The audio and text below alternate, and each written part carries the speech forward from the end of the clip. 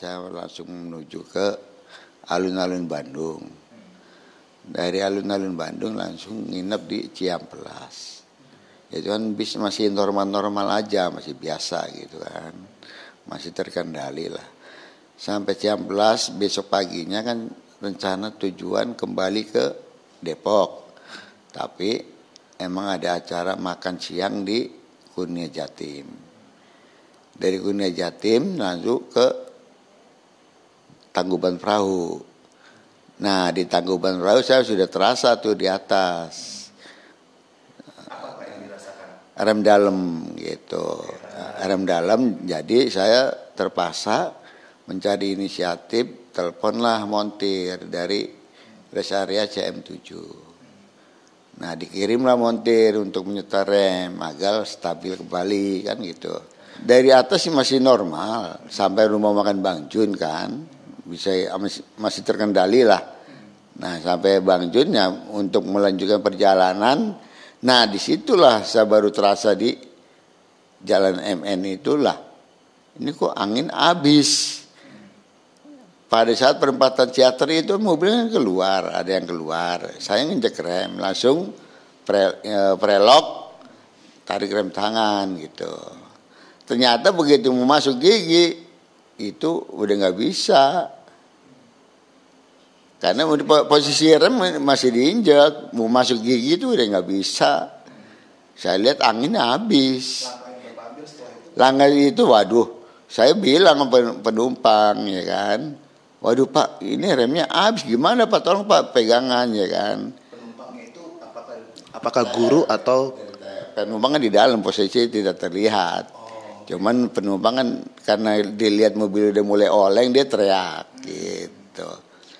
Nah setelah itu saya mempunyai inisiatif untuk mencari tempat yang kalau biasanya kalau turunan ada bukan bahu jalan, penyelamat. Iya kan, penyelamat kan di situ ternyata tidak ada gitu. Nah kalau saya lihat di depan itu ada sekitar motor 5, terus mobil yang dari arah sana pun ada, ya kan. Itu lawan arah. Yang di depan saya motor 5, yang lawan arah ada mobil gitu. Jadi saya terpaksa lah sebelum mobil itu lewat saya buang ke kanan. Nah ternyata di kanan ada motor satu gitu. Karena saya lihat ada tiang listrik. Kalau nggak ada tiang listrik itu mobil masih jalan terus. Masih menurun. Gitu. Jadi saya mengambil inisiatif agar mobil ini berhenti. Ini kalau masih menurun otomatis kan di sana masih banyak mobil kan. Apalagi yang keluar dari De Castello banyak. Lebih baik saya antisipasi ya buang ke tiang listrik. Saya buang ke kanan, tahu-tahu mobil itu terbalik gitu. Pada saat mobil terbalik itu Pak, apa yang Bapak lakukan? Apakah ada upaya juga menyelamatkan diri atau? Menyelamatkan. Saya diselamatkan paling akhir. Karena posisi kaki saya kegencet setir.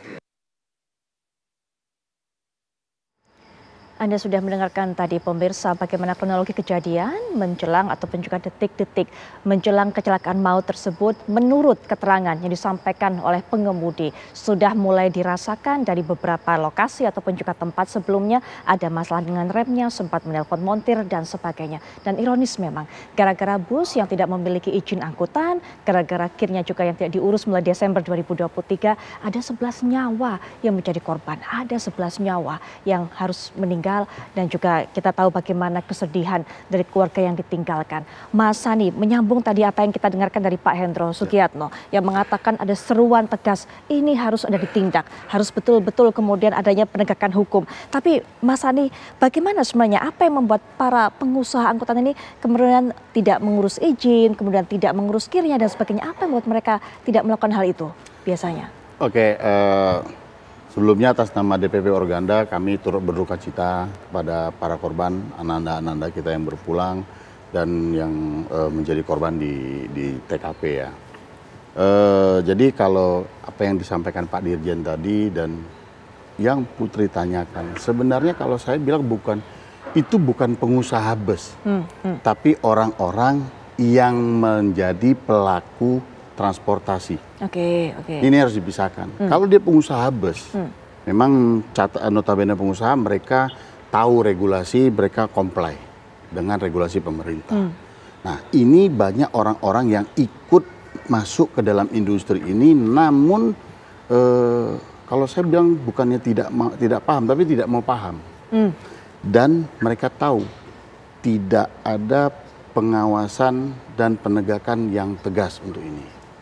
Jadi ini mohon izin, Bapak Dirjen Perhubungan Darat, beliau tadi sudah sampaikan, kelemahan-kelemahan ini sudah terbaca dan terlihat dari beberapa kali kecelakaan. Kita mundur sekali dulu, kecelakaan di akhir bulan Januari. Itu kan jelas. Nama kendaraannya, nama di dindingnya, bahkan di depan kendaraan itu sendiri namanya beda. Tidak STNK-nya mati, tidak KIR dalam waktu berapa? 2 tahun, tapi berjalan dengan luasana. Di sini kan kita lihat, saya sebagai salah satu pelaku, Mbak Putri, salah satu pelaku pelayan masyarakat di transportasi ini, melihat ini sudah menjadi ekosistemnya sudah carut-marut oleh orang-orang yang melihat opportunity ini. Ekosistem artinya bukan hanya tadi pelaku transportasi, bukan hanya petugas KIR yang nakal, ada lagi pihak-pihak lain. Saya kalau menurut saya ini bukan, mohon izin, bukan karena ada Bapak saya Pak Dirjen ini. Kementerian Perhubungan ini kan tidak bisa sendiri. Dan Kementerian Perhubungan ini jelas kok membuat regulasi, tapi tidak bisa menyikapi di luar. Nih mohon diluruskan Mas Tias dan Pak Dirjen kalau saya salah, di luar terminal dan tempat KIR. Nah, pertanyaan menariknya adalah kenapa nggak mau KIR? Ya kan, menghindari KIR itu. Kalau saya bilang bukan masalah biaya, bukan masalah apa. Biaya Kementerian Perhubungan sudah menekan, merapikan. Jadi dengan dirapikan, dengan menekan kos dan segala macam itu, sehingga biaya KIR sudah relatif murah ya Mas. Sekarang gratis. Malah gratis. Sekarang gratis, baik. Tapi kan comply. Ban, semualah. Tidak ada yang boleh melanggar. Harus sesuai regulasi. Nah, satu itu. Kedua, daripada dia nyukupin untuk sesuai regulasi ini, kos, toh dia beroperasi tanpa KIR, tidak ada yang peduli. Artinya juga tetap ada masyarakat yang mau menggunakan. Banyak kendaraan angkutan plat kuning hari ini yang tidak sesuai aturan. Dan itu dibiarkan. Nah, balik lagi, ini tidak bisa diselesaikan oleh satu institusi. Ini stakeholders harus duduk bersama. Dan itu dibiarkan kata Mas Ani? Pembiaran terjadi. Pembiaran terjadi. Ya, Dirjen Perhubungan Darat dengan jajarannya, Kementerian Perhubungan lah. Ini pusing dengan hal ini, saya tahu. Karena saya sering berinteraksi, saya melihat. Nah, ini kan tangan Kementerian Perhubungan nggak bisa sampai ke situ. Nah, duduk bersama. Baik dengan kepolisian yang punya tanggung jawab di jalan raya, yang punya kewenangan. Dan satu lagi supportingnya, Jasara Harja. Punya pengaruh juga? Sekarang kalau Mbak Putri bayar kewajiban, saya tidak. Begitu saya terjadi apa-apa, saya dapat, sampean juga dapat, fair apa tidak? Tidak fair. Harusnya tegas. Makanya itu saya bilang tadi, ini kan harusnya kan bareng-bareng. Jadi Kementerian Perhubungan, kepolisian, Jasara Harja, dan kementerian yang lain yang harus terkait, dinas dan yang terkait. 2022 kalau tidak salah saya, Dirjen Perhubungan Darat, Menteri Pariwisata, Mas Sandiaga Uno, Kakor Lantas waktu itu sudah menandatangani fakta integritas, dan Ketua Umum DPP Organda. Fakta integritas untuk masalah ini. Masalah perizinan kendaraan yang harus layak, bla bla bla bla. Tindak lanjutnya? Tidak jalan. Hanya sebatas tanda tangan fakta integritas. Karena pengawasan tadi. Jadi kalau menurut saya, nih mohon izin Pak Dirjen dan yang terkait, kita tidak usah permasalahkan lah. Bagaimana solusi ke depan? Tadi jelas kok. Pak Dirjen sampaikan, pasal 308. Itu kan yang membuat kuku ini nggak tajam. Betul. Gitu loh. Nah, sudah banyak contoh kasus pelaksanaan transportasi tidak sesuai regulasi. Sekarang kita yang namanya sesuatu hal tidak sesuai undang-undang tuh artinya apa? Ilegal kan? Ilegal. melanggar. Haram kan? Secara hukum negara. Kita analogikan paling gampang. Ya kan? Narkoba. Narkoba itu kan ilegal kan? Tertangkap, yang kalau ditangkap barang, pengguna, pengedar kan? Betul, betul. Bisa nggak kita analogikan bus ini seperti narkoba tadi? Kan digunakan, diedarkan. Baik, baik. Penggunanya siapa? Ya penyewa. Oke. Berarti dia sudah menyewa kendaraan tidak berizin. Betul, betul. Penyelenggara, pengedar, ya penyelenggara. Biro-biro penyelenggara itu. Dan pengusahanya. Baik, Jadi no-go item masih sangat banyak pelaku transportasi yang tidak aware tentang no-go item. Iya. Nah, Ki, ini kalau tadi Mas Andi menjelaskan memang benang kusut, ekosistemnya semua banyak punya pengaruh terlibat. Termasuk juga ini mungkin masyarakat yang memilih untuk menggunakan bus tidak berizin dan sebagainya karena memang harganya lebih murah, lebih tergoda untuk bisa menggunakan itu begitu. Ki dan Manitias, pandangannya? Ya, saya kira memang kecenderungan masyarakat itu mencari yang murah. Jadi masyarakat di dalam mencari sarana transportasi itu tidak pernah bertanya ini bagaimana care-nya, bagaimana pengemudinya, bagaimana izinnya, itu nggak pernah. Yang selalu ditanya adalah harga yang paling murah. Nah, jadi saya kira kalau tadi Mas Hani mengatakan penggunanya itu juga terlibat, maka pengguna itu juga harus dididik, gitu, harus diedukasi. Karena itulah sebetulnya saya sudah lama juga ya, sejak saya ingat betul waktu itu pembahasan angkutan pariwisata di Ancol ya. 2018, saya sudah mengusulkan supaya ada standarisasi paket untuk kegiatan wisata ini. Jadi dengan standarisasi harga, orang nggak bisa banding harga, tetapi ya harganya seperti itu, dan di dalam standarisasi harga itu termasuk pengemudinya 2. Karena apa? Karena kalau pariwisata memang tidak terus-menerus ya, tetapi capek gitu. Nah, jadi harus ada 2 pengemudi. Ini harus menjadi komponen di dalam tarif untuk bis pariwisata. Nah, tetapi yang paling penting saya kira juga sekolah-sekolah harus diedukasi lah. Sebetulnya kasus-kasus pelajar studi tour mengalami kecelakaan itu kan sudah kesekian. Banyak sekali. Tapi tidak pernah dilakukan. Saya ingat betul pertama yang saya kenal ya adalah tahun 80-an 1 atau 2 SMK di Jombang. Di palang pintu kereta api di Jombang, 23 meninggal dunia. Dan 2006 misalnya di Jogja, Prambanan, mau dari Bali juga mengalami gini. Jadi saya kira selain pengusaha transportasinya juga perlu dievaluasi, program studi tour itu sendiri juga harus dievaluasi. Gitu. Itu ya, itu satu. Tapi saya ingin menyambung apa yang disampaikan Pak Dirjen. Saya menyambut baik apa yang disampaikan Pak Dirjen. Kesalahan jangan hanya ditimpakan pada pengemudi. Selama ini kalau ada kecelakaan seperti ini, itu kesalahan dibebankan pada pengemudi saja. Nah, pengusahanya harus ikut bertanggung jawab.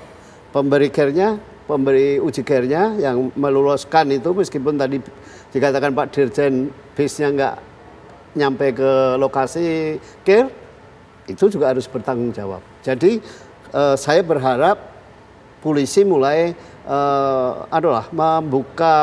membuka cakrawalanya supaya pengusaha juga harus jadi tersangka. Kalau ada presiden pengusaha jadi tersangka, itu akan membuat hati-hati. Tetapi selama yang jadi tersangka itu selalu pengemudi, maka pengusaha, penguji care itu mereka nggak akan care terhadap persoalan keselamatan. Akan semakin sembarangan. Harus ada efek jera untuk mereka para pelaku transportasi atau pengusaha. Nanti mungkin sebelum Pak Endro juga berikan pandangan mengenai hal ini, kita menuju ke Pak Wildan terlebih dahulu. Langkah-langkah investigasi lebih lanjut, Pak Wildan mungkin bisa berikan informasi kepada kami. Karena memang tadi hingga kini pihak kepolisian masih terus melakukan penyidikan. Tadi juga sudah olah TKP, memang ada cerita disampaikan oleh pihak pengemudi bahwa memang dirasa remnya sudah ada kerasa masalah. Tapi kemudian pihak kepolisian juga mengatakan tidak ada jejak rem dalam olah TKP. Nah, hal-hal seperti ini sebenarnya apa langkah lanjutnya mengenai investigasi ini? Silakan Pak Wildan. Baik, terima kasih. Jadi memang dari beberapa keterangan bisa kami, namun kami buat sebuah analisa sementara bahwa kami mendengar bahwa pengemudi itu jalan pengereman dikarenakan adanya tekor angin. Nah, tekor angin ini diindikasikan dia nggak bisa memindahkan gigi. Hal ini bisa terjadi karena dua hal. Yang pertama, kondisi kendaraannya memang mengalami malfunction. Ini bisa terjadi misalkan ada kebocoran pada sistem pneumatik, kemudian masalah di rusaknya kompresor ya, di sana ada pressure regulator valve. Kemudian bisa juga karena sistem hidrolis ya, ada kebocoran di sistem hidrolis, minyak remnya nggak ada dan sebagainya. Nah, ini yang sedang kita gali dan kita investigasi lebih dalam. Sementara itu juga kita lagi melakukan pengukuran geometrik. Apakah kegagalan pengereman atau tekor angin ini disebabkan oleh karena kegagalan penggunaan transmisi pada kendaraan, atau memang karena adanya malfunction pada kendaraan? Nanti kita bisa membuktikan secara saintifik mana bagian daripada kejadian tekor angin yang disebabkan di pabrik. Nah, ini yang akan kami selidiki saat ini. Nanti begitu tidak ada hasilnya, kita akan segera rilis dan kita sampaikan. Baik. Itu memang di sini kami menyoroti peran pengemudi. Di sini pengemudi di sini harus memiliki kecakapan yang cukup untuk mengidentifikasi kegagalan pada kendaraan. Karena kegagalan rem ini nggak serta-merta terjadi, selalu ada diawali. Nah, pengemudi seharusnya sudah paham bahwa ketika terjadi seperti ini saya harus stop beroperasi.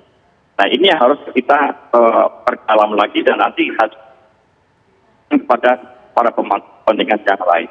Sementara seperti Baik, Pak Wildan, nanti kita akan lanjutkan perbincangan setelah jeda. Ada memang cerita yang dikatakan oleh mereka para saksi yang mengatakan bahwa bannya ini gundul, bus ini. Kemudian juga AC di dalam ini tidak nyala. Artinya memang kondisinya sangat mengenaskan. Tapi terpaksa ataupun juga dipaksa untuk bisa jalan dan juga mengangkut para siswa dari SMK ini. Nanti kita akan lanjutkan perbincangan. Pak Hendro bisa berikan informasi lebih lanjut lagi mengenai efek jerah kepada mereka para pelaku transportasi yang nakal-nakal ini. Dan kita juga akan melihat situasi terkini dari beberapa rumah duka sesaat lagi.